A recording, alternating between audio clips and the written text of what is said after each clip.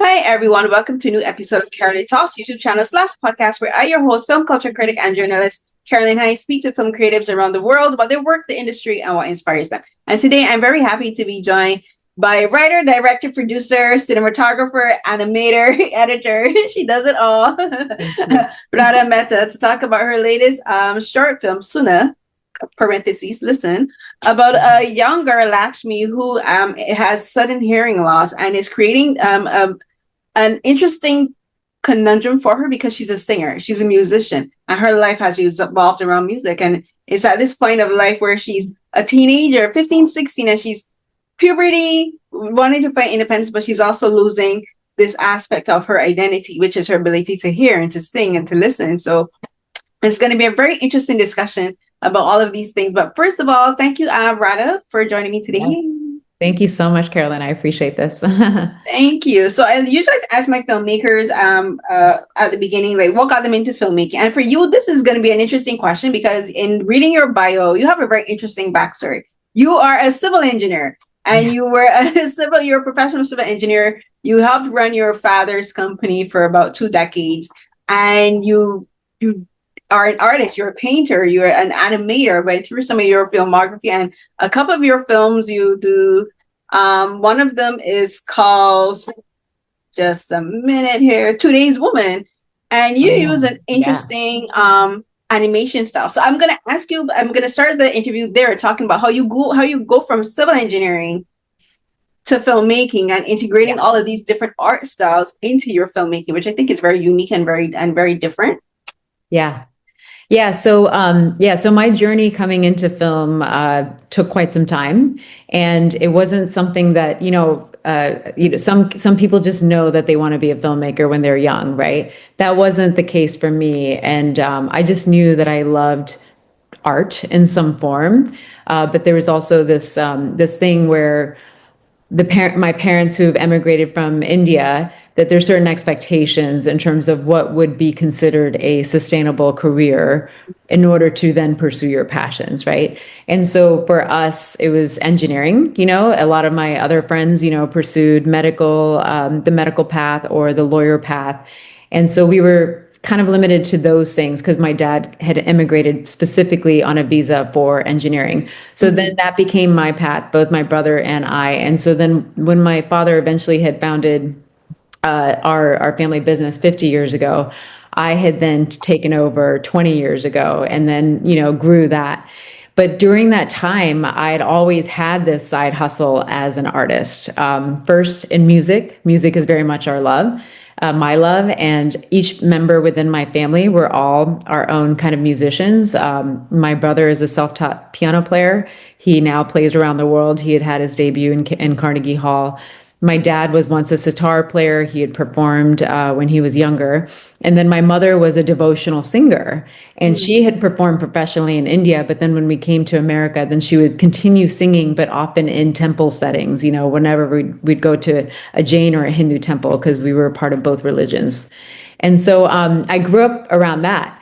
But when one thing that had happened to me in terms of how I lost my own hearing was I had been diagnosed with kind of a near fatal infection, staph infection, and the only way for me to be kept alive was like an overdose of antibiotics. And the doctors didn't know what the side effects could be, but obviously my parents' priority was just keep her alive. And so, the good thing is, yes, I'm alive. But the thing that the side effect was that I had neurological damage in both my hearing, in both my ears. But it took my parents a little while to figure out that I had hearing loss, and they could tell, but based on my speech delay or the fact that it just took me forever to learn how to speak. And so then once the school that I had been going to had recognized that there was some kind of delay, because I was very good when it comes to paper and reading and stuff like that, but it wasn't very good in communicating. They had then, informed my parents that she needs to be properly tested. It looks like she needs something. And so once I got hearing aids, at the age of 8 years old, my world opened up. All of a sudden I could hear certain things. But I do remember there's this weird place when I don't have hearing aids, then I can feel vibrations. And I just know that being around my family, when music was just very much a part of us, especially my mom singing, I would lean into that type of feeling music. But then with my hearing aids, I would use that as a tool to make sure I would help get on pitch, you know? And so it was between these two worlds that I was kind of like learning to embrace silence, but then not giving up on music, because I think that was just part of our family blood. And so that was my first pathway, kind of just, you know, the engineering thing is like a professional thing, but like in terms of art, it started at a very young age. And my first pathway into the world of art was through music because of my family. So, yeah. Can I ask, what age were you when you experienced the hearing loss? Yeah, so it was kind of like a long time gradual thing, but like I was diagnosed with staph right before I was one. And that's why the antibiotics were too strong for my body, but it kept me alive. But then the hearing loss just like went down and down and down and down. And I think it was by the time I was 7 or 8, I was probably I could only hear about 40%. And that's when it was really, really drastic for my family. And that's when it became so overly noticeable. And then they realized that we needed something. But the problem with hearing aids too is, I mean, thank God that thing exists, but it was just insurance wouldn't cover it for the longest time. And so, you know, my parents, we didn't have much means early on. And so it just took them a little while to be able to afford it. So then that caused just a little bit of a delay, but definitely it's a miraculous thing. Right. And so, you know, I'm able to now, you know, go between these two worlds. So it was at 8 when I was properly diagnosed, which might have been much later than when I really needed it, you know? Oh, okay, yeah. Oh, I forgot to mention it, but if you see me looking at us, because I have my notes on my phone. Okay. Yeah. So we're going to touch on that because I wanted to ask you about the age specifically, because some people don't know that you can be deaf and be able to speak, and then a lot of that is because some people lose their hearing after they already learned how to speak, as when they're hearing. So I just wanted to ask that because I was curious, because the age that Lakshmi is in the film isn't like the age that you're at. So the film is autobiographical, but not fully, because you're not like doing like a one-on-one comparison of your own experiences, right? So that's why I asked, because I thought it was interesting because the film, I think, would have a slightly different context if it was about a child around 7 or 8 years old versus a teenager, you know, like a teenager, she's heading into puberty. She's like fully, like, you know, like her identity is completely different to how she would be at 7 or 8. So that's why I asked, because I was thinking, oh, that's an interesting choice that you chose to update, or what's the word? Age up the character of Lakshmi. Yeah. So, you know, in the context of my life, it was a whole period of like, you know, 8 to like, I don't know, 16 years, you know, 8 years in the sense of like the hearing loss discovery, but then also like the next 8 years for me to like really dive into music, you know, and using all these different tools that I had to learn in terms of vibration, like the tuner and all this stuff, so that I can be able to perform, you know, in many different places with music, also, you know, licensed in film and TV, some of my original music. It was a long journey. So then how do you compress that within a short film context? And so that's why I just felt like the age that we did cast for Aaliya Mehta, it just felt right, because she's still a kid, not quite like she's in the pathway of going into teenhood. But then also just like when a sudden loss comes, and it's just, and if you already know how to sing, you already know how to speak at that point, then what happens? Like you lose, like you're grieving something, right? You're just like, is there something wrong with me now? And when you feel that sense of grief, you feel that sense of like loss of identity as well. And then I think that that's also hard for the mother to also like, how do I navigate this? Because all my life she's been a great singer, or she's like amazing at this one thing so well. And then for that to now be lost, like how do we figure out a new path forward? So I was able to, you know, like the whole idea was to condense it into this one small moment of just like a, you know, like a period of just like 4 or 5 days of discovery, you know? So. Yeah. And the interesting thing about that is like when kids are younger, kids are more adaptable. You know, so like 7, 8 years old, like they're still adapting. They're still able to like move quicker. Whereas as a teenager that's when you're starting to become more stubborn. and you don't want Yes, to accept change unless it's the change that you yourself are making. You know, that's when our definitely. personalities are really beginning to form. And for like for Lakshmi, she's you get the sense she's a quiet girl, Hmm. but she's very focused on like on her joy of singing, on like this, on perfecting her singing. So Yeah, she's like, I'm losing my ability to hear, which means I'm losing the one thing that I'm good at, you know, yeah, and like that's a very profound thing to happen to a teenager, because it could be whether they become and that's the thing about disability, right? Disability, we always say like disability can happen to anyone at any time through any way. There's so many different ways you can become disabled. And like in your case, it was a staph infection, because but I was thinking for like a lot of children, a lot of children actually lose their hearing through infections like meningitis. yeah, Meningitis can actually cause deafness as well, and it can be either sudden or it can be a latent progression, you know. And like, and so like for me, I was thinking like this is how a lot of people don't realize that you can become disabled, and you at can't any prepare age. for it, and at any age. Right. So I Yeah. wanted to ask you about that and how dealing with that throughout for your own personal experience, and how that has helped you as a filmmaker. I can and I'm gonna ask you that. I was thinking to ask you about your work as a civil engineer first, but I think I want to Hmm. ask you about how having to learn the adaptability of becoming disabled, because it was a progression. You know, it wasn't like a Yeah, sudden accident. It was yeah, it something wasn't that a your sudden. body had to take time to actually progress through, and then you had to mature through this Through the process. So I want process. to Yeah. ask you like what that experience was like for you. Yeah, I mean, I guess whether if it's a progression or if it happens suddenly, I don't know. There's something about grief, as I had kind of alluded to before. But then there's also in our culture, there's a lot of shame around imperfections. And we're all imperfect human beings, right? And that's what makes us so special. But I don't know, something in the South Asian culture that I've at least experienced is that certain flaws were because we had done something in our past lives to deserve it. And it's such a weird thing, right? Like when you're born with a disability, or if you've come, if you come into a disability at an early point in your life, and then to hear someone say within community that that she must have done something to deserve this for being you start to feel a sense of unworthiness at such a young age, and that's terrible. Yeah. And what I appreciate about my family is that they loved me radically. They had so much love for me, and I think that that's what kept me feeling this sense of inner confidence of wanting to keep doing to do the thing that no one would expect from someone that's hard of hearing, right? First being music.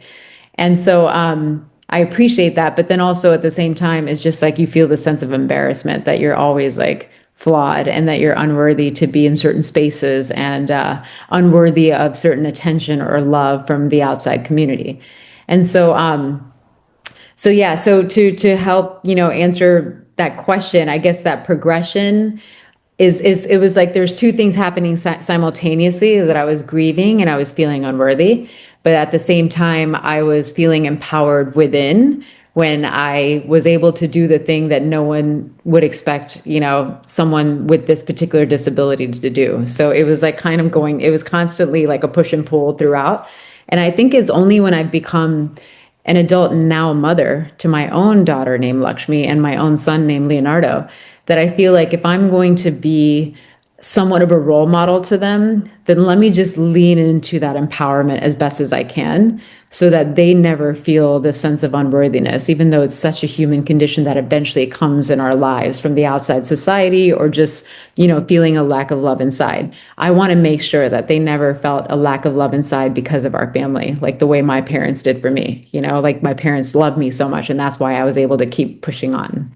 Mm. That Yeah, makes and sense. Yeah. I can relate to that in so many different ways. Like we were talking before, like I'm from Barbados, so like I'm from Hmm. an ethnic community, and I'm from a culture that has a lot of similarities with South Asian culture, and have a lot of South Asian people in our community and in our islands. And um some and I one of the reasons that I love doing what I do is speaking to filmmakers like who make films like this about marginalized people and people who are going through disabilities, because I myself am disabled, and multiple sclerosis and I have fibromyalgia, but I also have a little bit of hearing loss in my left ear Oh, wow. because Okay. of the MS, right? And for me, I look at my work as a film culture critic and journalist because there's not many that I know of film critics who are disabled and who have like the background and the experiences that I have. And one of the reasons I choose to interview people like you is I want people to see that there's a way that you can do this work and be able to relate to the filmmaking and to the stories and to the characters and to the experiences. And I think it's important to show people like there are people who have what we call invisible disabilities, and we need to highlight these stories because so many people overlook them and are just kind of like dismiss them. And for me, like I just feel like it's so important for me to cover these kind of stories and to speak to these kind of stories. And the thing is like before thank you for doing that, by the way. Thank Pardon? you. No, thank you for just sharing that, and thank you for highlighting that and making that part of your mission. I really, you don't understand. Like our whole disability community would be very appreciative of that. You know, we love that. Yeah. Yeah. And for me, it's important because I remember when I first started doing this work. One of the first when I first went solo doing this work in 2018, I covered TIFF, and one of the first interviews that I did in person at TIFF was for a film called 38 Seconds by a Japanese filmmaker called Hikaru.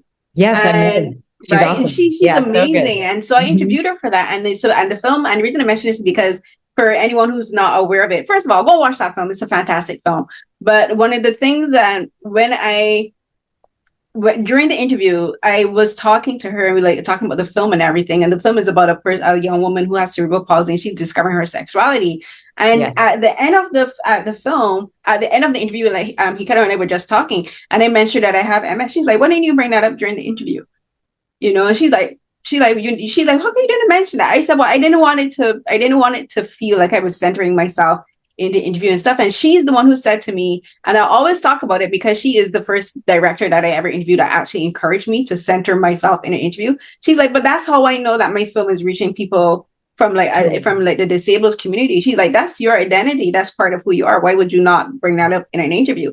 Because I had the idea in my head that that talking about myself during an interview was wrong and it was unprofessional. And and I had to sit with what she said afterwards because she was like, "But that's how you're relating to the film, and I want to know that this is how you're relating." I agree with her, right? Yeah. And and it took me a while to get into that headspace.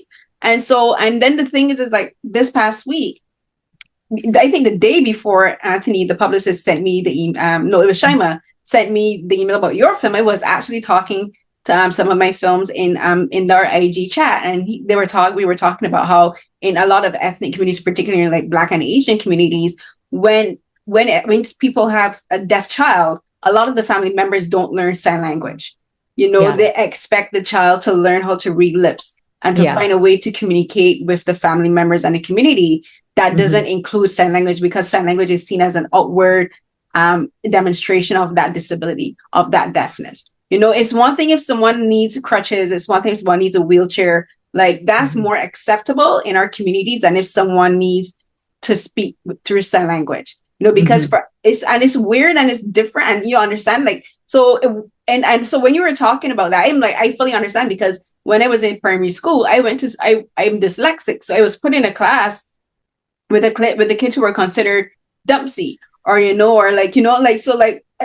who had cerebral palsy, who were deaf, who were blind, kids who had severe autism, you know, kids who were nonverbal. And I was in a class with those kids. So I grew up around kids who were always considered outcasts because we didn't fit. You know, we were considered not normal. So when I watch films like this with like children like Lakshmi, who's trying to figure out, like, I'm different now. How am I going to learn to adapt to being different?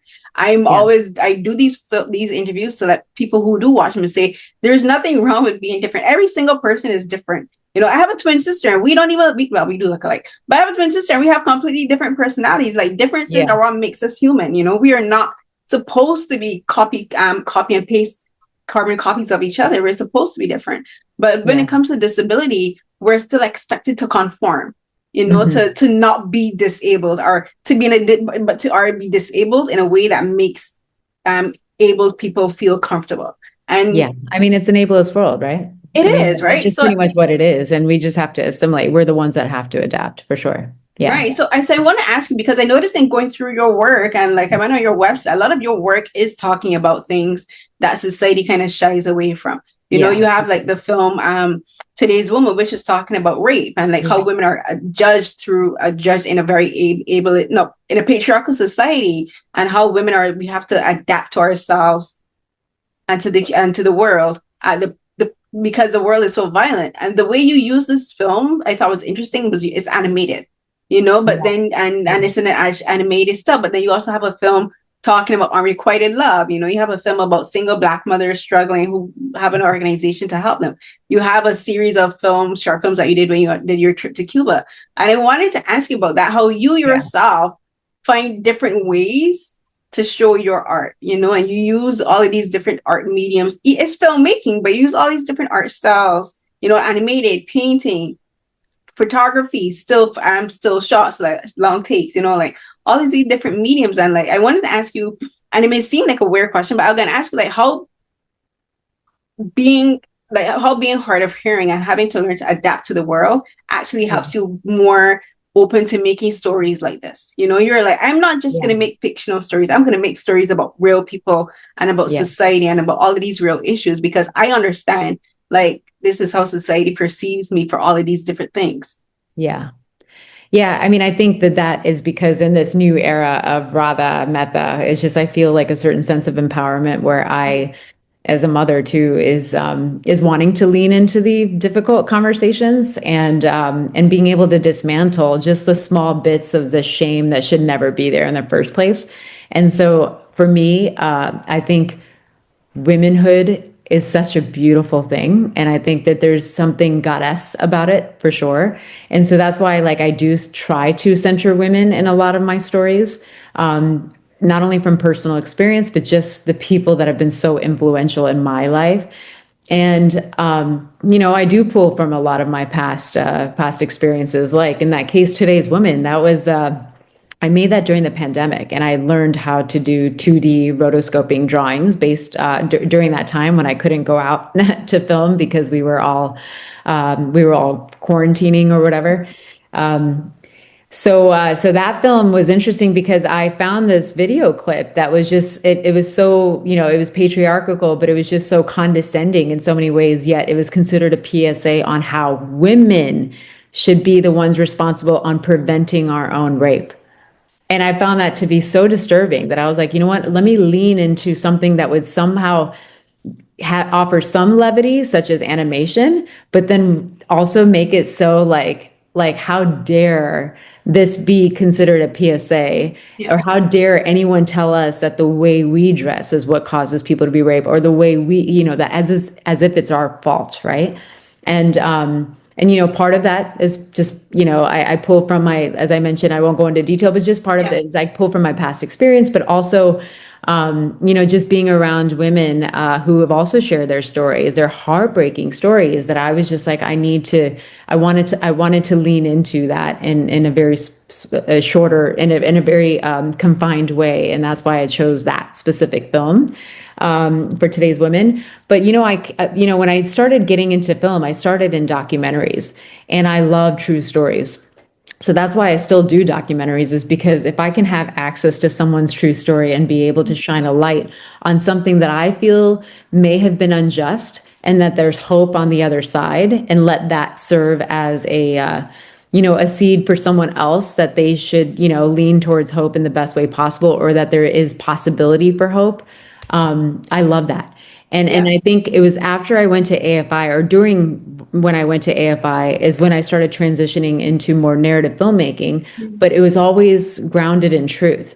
Like if I can find, you know, some of these true stories that move me so much, if I can be able to craft it into a 3-act story, where I have a little more control of what the outcome could be, you know, in terms of like shooting it and editing it, I'm going to continue leaning into that. And I think I'm going to continue doing that for the rest of my life. It's just the true stories are the ones that ground me and that feel most human to me. So that's why I do go across these mediums. Is I love animation for the fact that it has a very different kind of tone and texture, and that incorporates my love for art and painting and everything.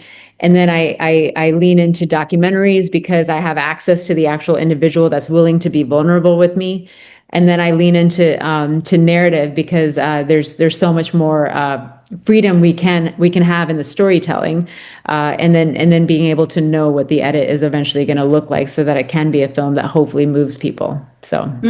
Yeah. And I want to ask you about your own personal feelings of short films versus feature films, because I personally, I love short films, and I always say to me, they're sometimes harder to make than a feature because you got to tell a complete, concise story in a very short space of time. Yeah. But one of the reasons I love short films is because it just demands, I think, a different part of our ability to process emotions in a slightly different way to feature films. Because in feature films, we have an hour and a half, 2 hours, if we're going into 3 hours, if you're talking about epics, to just process all of these different emotions. Whereas, and so we as audiences are not the same amount of emotional dexterity isn't required of us that is required in a feature film, whereas versus a short film. And I wanted to ask you about that, just the when you're working out for your films as a short film, like what do you consider with regards to like where you want the characters to go, not just the characters themselves and the actors themselves, but where you want the audience to go through the emotional beats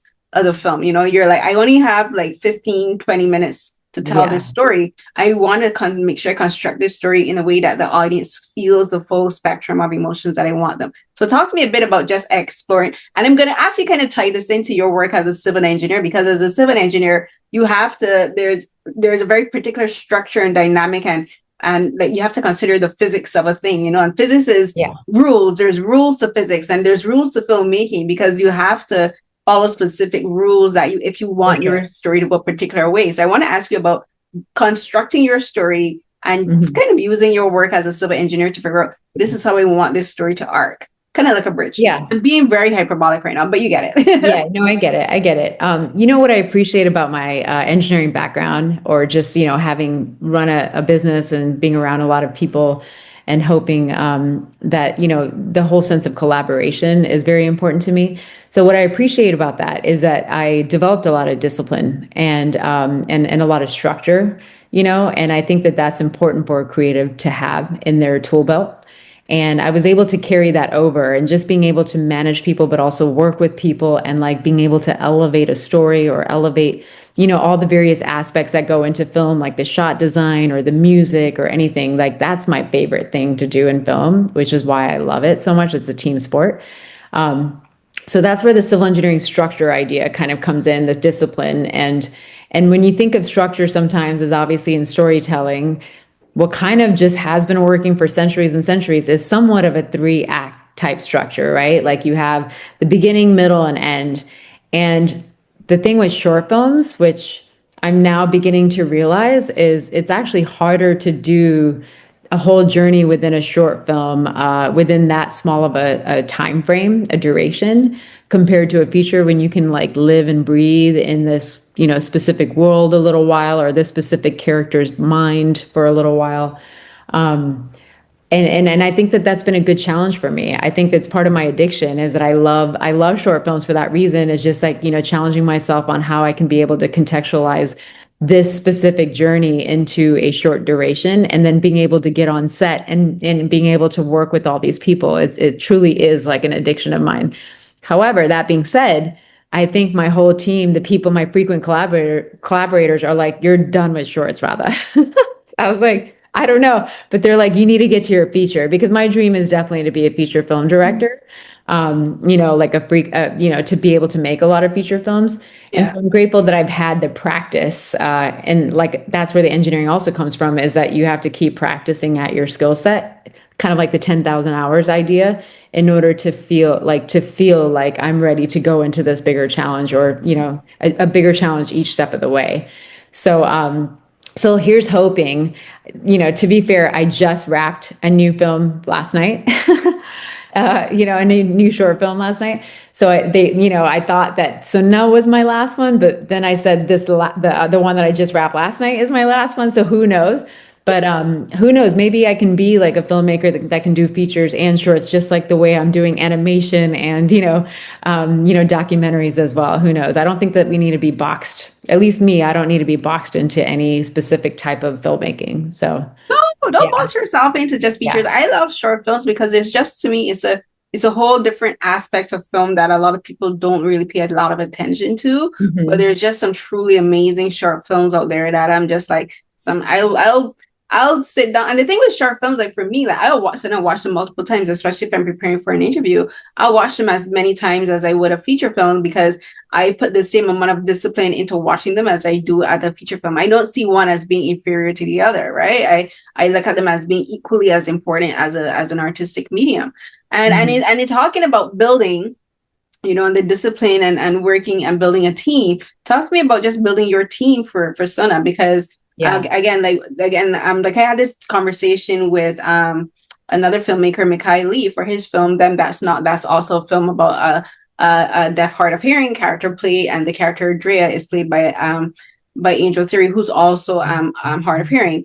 And like we spoke a lot about how intentional he had to be, not only in casting but in building his team and the story, because when you're telling a story around disability, a story around as a person who is deaf, you have to be very intentional in the things like the cinematography, like the visual aspect, because for us as human beings, we take in everything through touch, taste, sound, sight, especially, but sight and sound are our abilities are. We don't stop doing these things. Every time our eyes are open, we're taking in visual information. Our brains does not stop processing visually. If you can hear, our brain does not stop taking audio information, and if a person is deaf, they're using their eyes just as much or even more, because they have to be way more intentional in the attention they pay to what's happening around them, because like they need to be more aware of a potential danger. Right. So I want to ask you about having that intentionality and building your team and constructing your team and the cast, because I thought it was so interesting in reading the cast information, like for Anisha Nagarajan, who plays Savita, who's the mother. She's the real life mother of the actress who plays Lakshmi. I was so lucky. So talk to me about. I was so lucky that the chemistry was already there, Yeah. And that was just honestly by luck. So Anisha Nagarajan, just to tell you a little bit about her, and it was like a full circle moment for me. She was the lead in the Broadway show by Andrew Lloyd Webber called Bombay Dreams. I remember I was living in New York City right after college, and my first job before going into our family business. And I remember going to that show, and this was long before I ever considered storytelling as like a potential like career for me. Yeah. And I watched her, and I watched that show, and I was like, wow, there could be a world in which South Asian stories could be told in a Western way, right? And I was so blown away. I was like, that girl can sing, right? Now, here we are several years later, my casting director knew her and said that, she may be interested in this particular short film role. And she's been in TV shows since, like Outsourced and few others, and definitely in musicals since then. But when I said, oh my God, Anisha Nagarajan, like, of course. And then it turns out that her daughter is also in musical theater. And I was like, wait a minute, can we also like audition her daughter? Like, would she be interested? Because that's like a 2-in-1 punch, right? And so, and when I heard her daughter, I was like, wow, she's not only beautiful on screen, but she sings so beautifully. And I think that even though she's like newer to acting, she's done musical theater in her school, but not so much in film, right? So, or as a lead, this was her first lead role. I was like, let me, as a mother myself, I think I can work with this, and we can dial into the specificities of what I need in order to tell the story. But singing was definitely the first priority, right? Like I needed to make sure that I was going to have a South Asian that knew how to sing and that like sounded so beautiful to my ears, to my sensibilities. And so from that, we were able to work out the rest of the dynamic and the arc and in the story. And then in speaking of my team, many of them are my frequent collaborators. So once I find my people, I stick with them and I try to bring them with me until they say no. And so Isu Shin was my DP for this film, and this was our third narrative together. The very first narrative we did together was while we were at AFI. It was my thesis film that also had a hard of hearing character, but in a very different context. So she and I had a lot of conversations about like what the world is like from an HOH perspective. And that really comes in the sound design. So obviously the visuals need to complement what will eventually be in the sound design, but a lot of it's just based on trust that what we're shooting right now, obviously once we get to the post and work with our sound designers, it's going to add a whole different element to it, right? And it just needs to all complement each other. So there was a lot of trust in that process.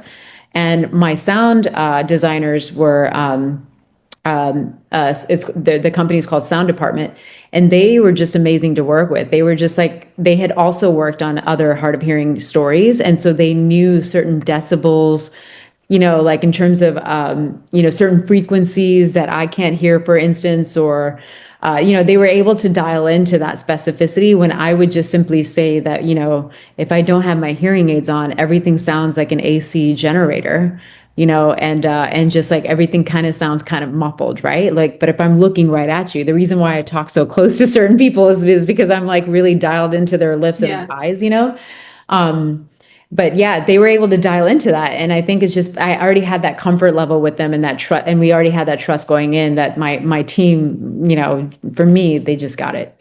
So yeah, I was grateful for that. Yeah, no, the sound design is really good, and the sound design is something that I also pay a lot of attention to in films because, like for me, something that happens to me when I have cognitive impairment. So when I'm having a really bad cognitive fog episode, sometimes my ability to process sound and speech gets affected.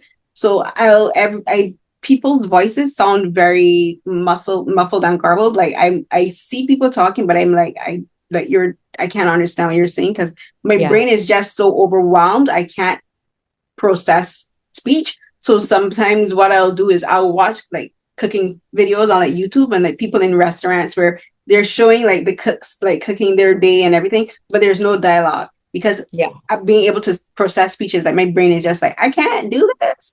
Because either I have to take everything visually, but my brain is I can't handle sound. So that's something that I always pay attention to in films, especially when the story is around sound, and I was curious. And one of the things that I did want to ask you about this in particular is the sound design is really interesting, but something that I think that Aaliya does in the film, there's a particular scene that I was really curious about asking you.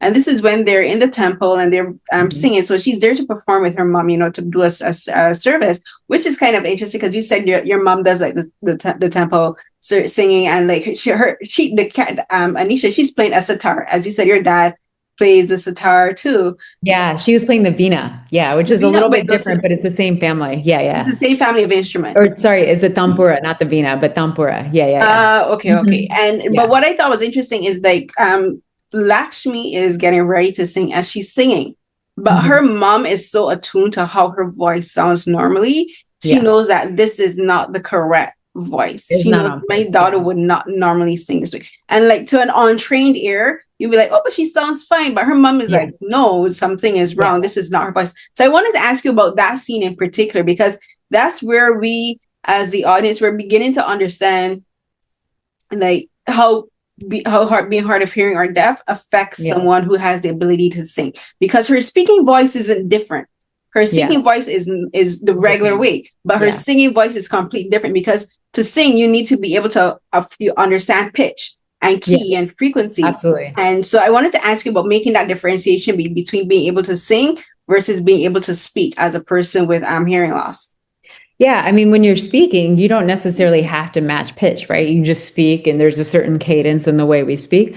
But when you're singing, you kind of need a reference note to work off of. And then if you know the actual intervals and the scales based on that starting reference note, then you can still sing the same harmony or the same melody. But if it's starting at a wrong reference point, then all of a sudden it just sounds off, right? Yeah. And so she's playing the tampura, and it's a very drone-like sound, right? And so that's guiding Savita, the mom, as she's singing on a specific pitch. But then all of a sudden, Aaliya in that moment, she's like 2 registers down, or, not octaves, but 2 notes down, or just in a different register, that it just sounds dissonant to Savita. And she's like, wait a minute, like, pause, I'll continue. So it happened within that moment. And obviously, it was just it was interesting to work with because I will say Aaliya is such a good singer that I was like, can you be off pitch? You know, she's like, I'll try, you know. So it was like you know, we had to like work on that part, you know, because she could hear the song. So it was almost Yeah. like I wanted to put like earplugs in her ear and just say sing. Mhm. And then hopefully that will be enough off pitch, you know, from the actual you know, when your mom's playing the tambura. So yeah. Yeah. Yeah, because for singers, it's actually not easy to sing off key if you know how to sing on key. Like your natural Yeah. inclination is to hit the right pitch and right key and right notes. Exactly. And And so that's like part of our training, right? And I think that the way I was able to train is through the visual tuner, which that became the origin story of this whole, you know, of this whole film, Mhm. is that I just really studied the visual pitch. And so anytime I would play the piano or whatever, I would see like, okay, that's the notes and the whatever. And then I would actually sing because to me, I may sound pretty good, you know, but it's like, if I'm off pitch, like it could sound really bad for someone else. Right. So I kind of use that as one of my tools to help me. And then, like I said, vibrations and things like that. But, but, you know, I'm glad that you brought this up because to a trained singer, they would know the intervals once they start the first note. So they would know what the next note is supposed to be, you know, dos, you know, do, like from the do re mi, like from the Yeah.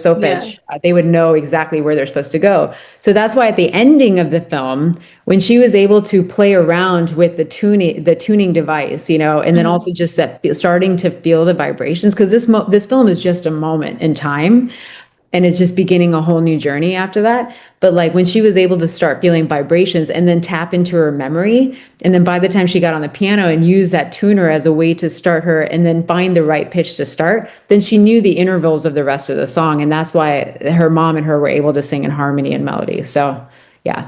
And talk to me a bit about working with Aaliya and Anisha about that. You know, about not Yeah. only them being mother and daughter, but them being professional musicians themselves, and how you and what kind of conversations did you have with them about, you know, and then the relationship between music and sound and the Yeah. ability and how much humans rely on our ability to hear to be able to Yeah. process these different things, because sound, as I was saying, is such a big part of our lives. Everything is sound, Yeah. everything is noise. Everything. And when we are faced with silence, it's actually very uncomfortable. Like some people Yeah. can't sit in silence because it feels physically uncomfortable, Yeah.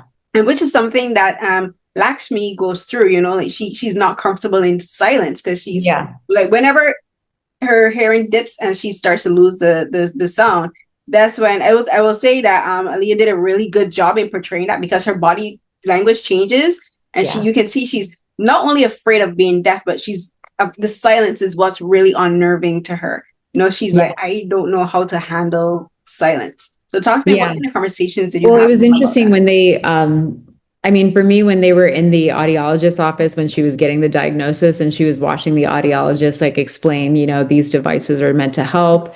Her body language does change because in one moment she's trying to tune into what you know, what the audiologist was saying, and then she just turned away, and then her world became silence, and she's like, I don't know if I'm gonna like this, you know, like it was just through her look, and then obviously in the car ride home she was just like, you know, you could see that her eyes just kind of welling up a little bit, like just not sure what she was going to do, leading to the moment where she's like, what's wrong with me? And I think it was really, for me, it was like, I felt it when she was trying to speak with her dad on FaceTime when he was in another part of the world, you know, and she couldn't hear anything she said and I think, or anything he was saying. For me, that just was like a representation of moments that I'd had with people I love so much, and you know, just not being able to connect with them and just really feeling crappy about it. And you know, so I try to like condense it within that specific moment. But you know, in terms of working with two beautiful singers, I really didn't have to give much direction on the singing, obviously, because the song that they sang is very symbolic within our culture. You know, it was repurposed during the freedom movement Mhm. of Gandhi and wanting to unite Hindus and Muslims. And so there's a whole symbolic meaning there. And it was a song that I felt that that would be the best song to be able to represent here, because it is something that us as kids, we would always learn as a devotional song, like growing up, we would hear it all the time. So that part was easy. I think it was just like me explaining my experience. That's all they kind of needed to be able to understand and appreciate like the importance of this film. And I also think that because it's a real life mother-daughter duo, I think that for them, it's what they've at least shared with me. It's like a very memorable experience because that was the first time that they both were leads together in a story that was very personal. So, yeah. Yeah, and I think it's a story that we don't get to see often. You know, again, first of all, in like Hollywood or just American media in general, where I see the most representation of disability and deafness is in independent films like yours. And again, particularly in short films. So like a lot of interviews that I've done for people with stories about disabilities have been short films with like yours. And that's one of the reasons why I love short films and I champion short films, you know, because short films are Hollywood in general isn't interested in stories about disabilities unless it's somebody famous, you know, unless they're making a story about someone like a Stephen Hawking, you know, or those are people who are well known. But if it's just about the regular person who is becoming disabled and about their family processing what does having a disabled child mean, you know, like I champion short films because that's where we get that space in, and where I think actors and performers and filmmakers like you're able to say, but these are the stories that are very much reflective of our real lives, you know, of my experience. Like this is me, this is how I grew up, you know, this is the people in my community, this is how we relate to the world, you know, to everything that's happening. And I wanted to ask you about that, about, you know, like we talked a bit about it earlier, where you use your films to very much relate to the world and like showing the world, this is how I see the world. I wanted to ask you about being intentionally political in your films. And I wasn't intending to ask you, but you mentioned it just now with like because I was going to actually ask you what that song was, because I know I've heard it before. And I've heard it before. And when it mentioned that it's a song about unity between the Hindu and Muslim communities. And right now where we are politically, like all of these things are coalescing. Like there's it has always been strife. Humans are just weird. We're so volatile, but like there's so many things happening right now with regards to women's rights, you know, women's sovereignty, disability rights, you know, and like all of these rights are being stripped away, not just in America, like things are happening here too in Canada. We have the MAID Act, you know, and we have like people who are still very much discriminated against for being disabled, you know, and I wanted to ask you about being very intentional in using your films to talk about real world impacts, but politics and all of these things are a part of our lives. You know, you're like, I'm going to talk about love. I'm going to talk about friendship. I'm going to talk about family, but I'm also not going to shy away from talking about these things that are having an impact in our lives. You know, for a character like Lakshmi, she's a young girl and she's now going to have to learn how to navigate the world as a South Asian disabled young woman, you know, and like that's a reality of people like you and like others. And you're like, I'm not going to shy away from this because this is what it is like for us. So talk to me just about being intentional in that way. Yeah. So, I mean, I think so, you know, just we talked a little bit about just me wanting to dismantle bits of shame, right? And within our culture also, there's a lot of, at least for those that come from India, there's this just kind of feeling of Hindus versus Muslims, for instance. And that's not how it is in our family. Some of our most closest family and friends are, you know, of different religions, right? And I think that sometimes when you start creating that divide at such a young age, or if you're being exposed to that divide, then it kind of informs the rest of your thinking in a way, or you can just choose to rebel against all of it, right? And then you disconnect from the actual family in some ways. So for me, it was like, how do we find ways where all this stuff can coexist, right? There's a sense of like what we're being taught as a form of division, that we can actually have the power to change in the way we are empathetic towards one another. But then also just recognizing that each of us are humans, right? And we are whole beings in the way we are existing in this world. So whether if we have a disability, whether if we're trans, or whether, you know, we have a different type of love, you know, in terms of like if we're queer and all these types of things, for me, it's like just wanting to be able to understand and treat each other just as humans, you know, from heart to heart, soul to soul. And so I think that if I can bring in just some kind of like political, or not political, social realism into any of these stories, that the core is just about love, or just feeling not loved, because it's such a universal condition. I think that just for me makes more of a layered story, right? Because it does feel like very much real life. It's just sometimes we shy away from that in conversations. And then you ask yourself, why do we shy away from that? Like, what are we afraid to confront, or what are we afraid to have a conversation about? But when you put it into like a narrative context where you can at least open those conversations, or, offer some seeds, drop some seeds there. And then hopefully whoever's watching it, they take their own interpretation of the story, right? And then they carry it with them to say, like, like my first film, Dosh, my first narrative film, Dosh, talks about bipolarism, or addresses it, right? Between this married couple. And she is hard of hearing, he is undiagnosed bipolar, but within a culture that doesn't address any of this, or at least shames both of those, conditions, then it's just like, if that film has resonated with someone that may have someone within a family that is undiagnosed in some kind of mental health condition, and if they feel somewhat empowered to then talk about it, that's a win for me, right? Because then it's just like, I just want that, right? And that means it's connected, just like the way you're talking about from your perspective of having a disability and being able to connect with, the story of Lakshmi. I think for me, that's such a win. And that's why, like, I try, a lot of my films are just moments of time that, like, you drop into their world, you kind of know what you get the idea of what they're navigating. It's, you don't need to know the origin story of what led to that specific world, or you don't know what happens after the film ends. But if you're curious enough, then you want to be able to hopefully open those conversations with the people you love, and then let's see where that goes, right? So.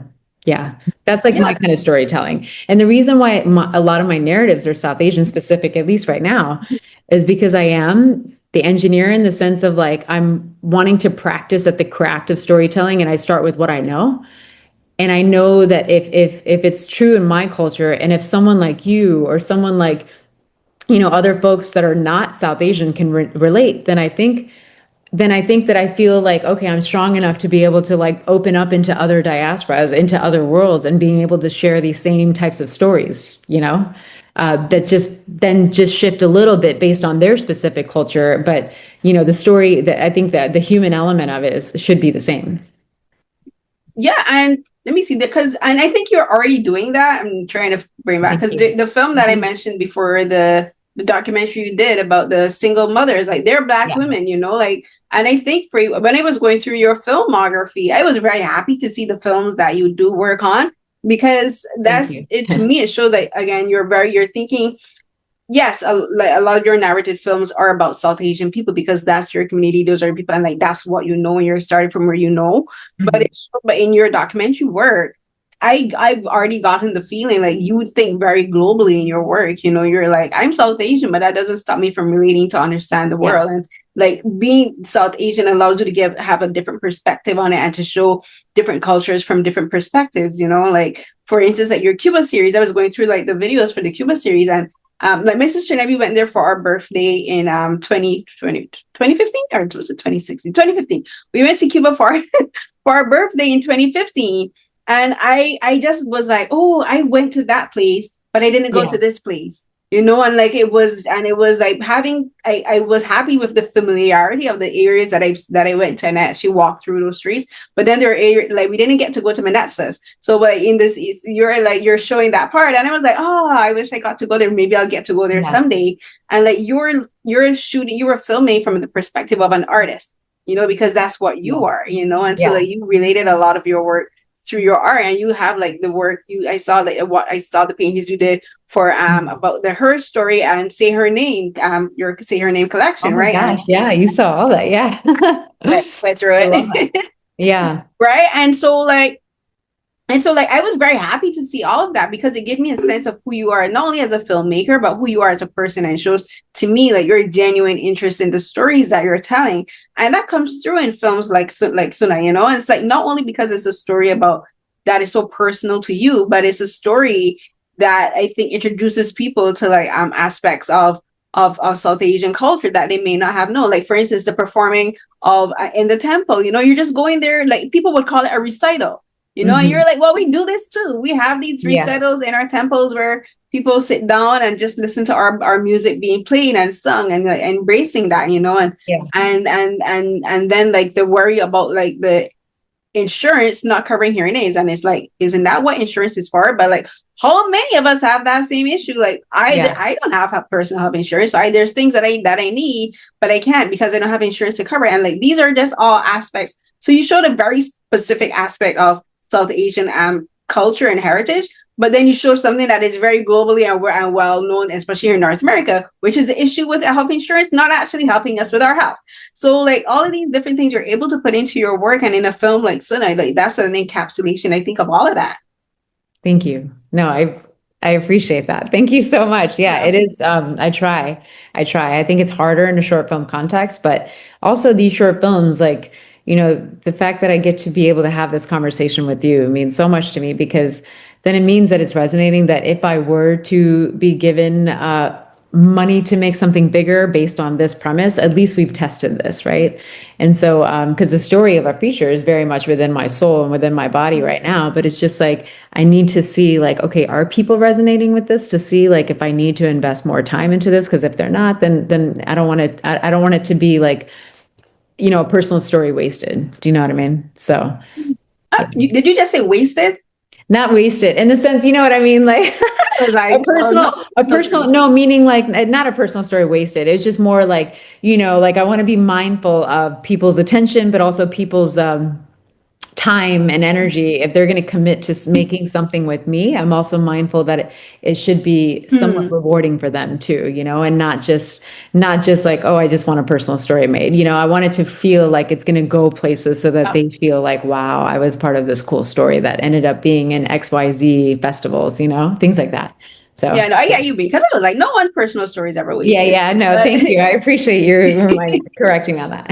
no, but I do understand, especially for like independent filmmakers and like the people, especially where Hollywood and the film industry is right now. It's in such a volatile position, and you don't want them to feel like they wasted the time and effort to put into making this film, because filmmaking is so hard and takes so much energy. And you don't want them to feel like, oh, I made this project, but like, who's seeing this project? Where is it going? And so I understand from that perspective. And I've actually been talking to a friend of mine, Brooke Obi, who is a film critic and a journalist, but she just released she just had her first international screening for her own film, and it's about her own family history. And we've been having this discussion for the last few days about like how hard it is in Hollywood for film critics and journalists, but also for independent filmmakers, and you're like, and people are worrying about where the economy is going. Like everything that's happening globally now is going to have a domino effect into the film industry as well. It's not going to be untouched. And so you have to say, I want to keep making my art, but making art is expensive, and it's becoming increasingly expensive. And, especially, and for short films, finding an audience is very, very hard. And I always try to encourage filmmakers, especially independent short film filmmakers, is like, I always tell people, reach outside of the pond that you're thinking of, like we live in such a big world, and there's all of these big film festivals happening, and like reach out to them. I always say, like, the world is not North America. North America is just one part of the world, and your films will find the audience that they're meant to find. The people meant to see them will see them, and it will take time. It may take time, but they will, and like that's part of my work of what I'm doing, trying to help people to say, hey, like there's a film here, watch this interview and stuff. But it's like, and I want to we're going to begin wrapping up now because we're going for a while, but I do want to ask you something about your own experience with regards to, you said you just wrapped a film last night, and I want to just talk a bit about the film industry a little bit, and like how you've seen the film industry change, because I want people to understand, like, the film industry isn't what a lot of people think it is, and it is changing extremely rapidly. And so I want for you to just like share like what's like, how are you observing the film industry right now? Yeah. So, I mean, I would, I when I went to AFI, I finished in 2023 with an MFA in directing. It was a pandemic before then, right? And then as we were finishing up our school, I think right after then we had the SAG strike, we had the writer strike, and That's tough. That's tough for people who are then just now kind of getting into the film industry, and even for people that have been. I know so many have had to move away from these central locations like LA or New York City, just to be able to have other side jobs to make a living. They couldn't depend on this career anymore, and that's heartbreaking. And then on top of that, when you add the crazy amount of expenses that are needed for like film permitting, just in a city like LA, or, I know recently that they've been trying to increase the number of productions that can remain or start in LA. There's a big push for that because it's like basically unrealistic to be able to make films within a city like, Los Angeles, for instance. So I'm seeing a shift that they're trying to bring it to a place where it can be sustainable to not stop making films, right? To be able to actually make films that are somewhat affordable and not have these insane costs that seem to support things that are not necessarily towards the screen or not necessarily towards the people that are actually making it, right? So I'm seeing a shift. But what I have noticed that, in my specific time in this world, that's different than, people who have, finished film school, for instance, before me, is the vertical world. I mean, the vertical world has just picked up, by storm. And I think it's offered a lot of my fellow creatives like jobs, like sustainable jobs, even though it may not be passion related. But it's, you can put it in the same level of making commercials. Commercials just make, people, there's a lot more money in commercials. But even that's changing because of AI. There's a lot of AI that's now being able to make commercials that can sell products, without having to hire labor for it, right? Which unfortunately is an unfortunate reality.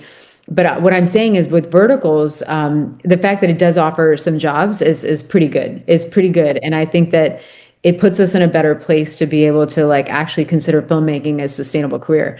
I think in my situation that's a little bit different is because I had a whole 20-year career and having built, grown a business and to its eventual sale.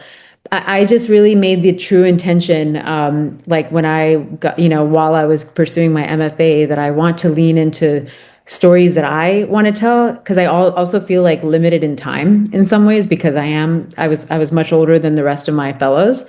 And being a mother, you're already limited in time, because you have to allocate certain time to just be with your family and not be distracted. So I think in my case, I've just been very intentional right out of getting out of school to tell the stories that I want to tell, with hopes that I will then be hired to, continue telling the stories I want to tell, but at a bigger scale.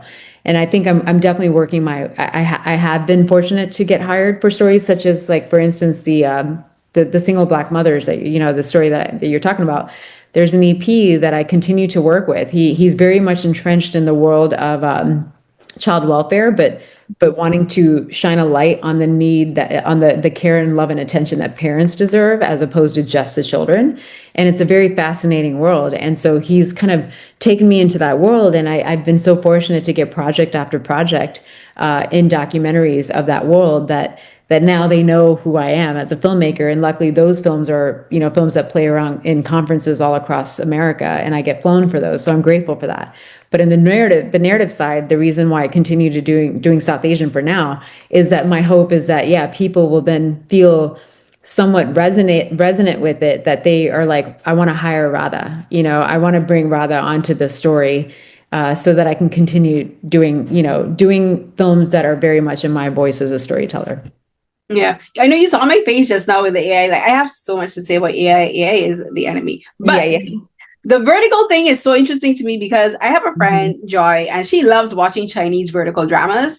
And Yeah. she loves them so much. And the interesting thing is, I think was it yesterday or the day before, it was announced that TikTok is going to be developing a vertical drama sub industry within the TikTok world. And I was Yeah. like, the Chinese were doing it, you bought it up from the Chinese, and now here you're going to do the same thing the Chinese are doing. But Yeah. I think it's interesting because it is creating a new avenue for workers, especially because like Well, I mean, there's so many other studios that are now have their own.